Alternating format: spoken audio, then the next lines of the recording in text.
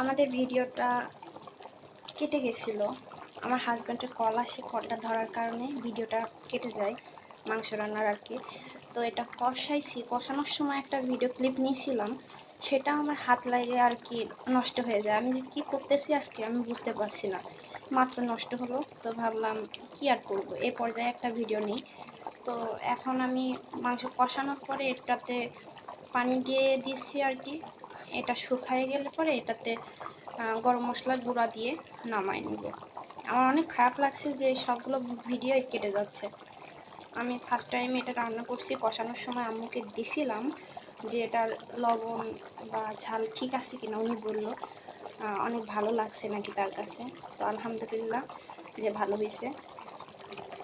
আমার অনেক খারাপ লাগছে যে ভিডিও দুইটা কেটে গেছে, কীভাবে যে হাতে লেগে কেটে গেল। তো আমাদের আগের ভিডিওটাও দিয়ে দিব, আর সাথে সাথে এটাও দিয়ে দিব, আপনারা দেখে নেবেন। ভালো লাগলে অবশ্যই লাইক করবেন। ঘরের যে উপকরণগুলো আর কি রান্না করার জন্য সেইগুলো দিয়েই করছি প্রথমবার।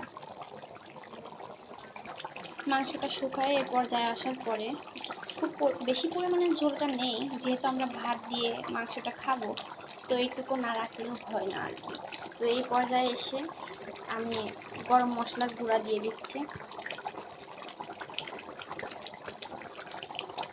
আমি লবণটা চেখে নিয়েছি কেমন হয়েছে আর কি, লবণটা ঠিকই আছে। আমার রান্না অলমোস্ট শেষ।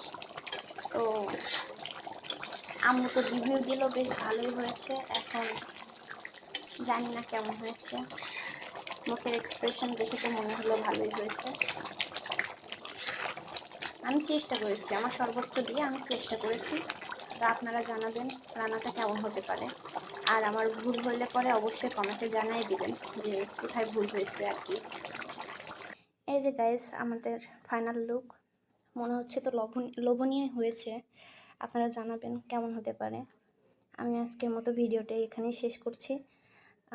নেক্সট ভিডিওতে আবার দেখা হবে। আসসালামু আলাইকুম।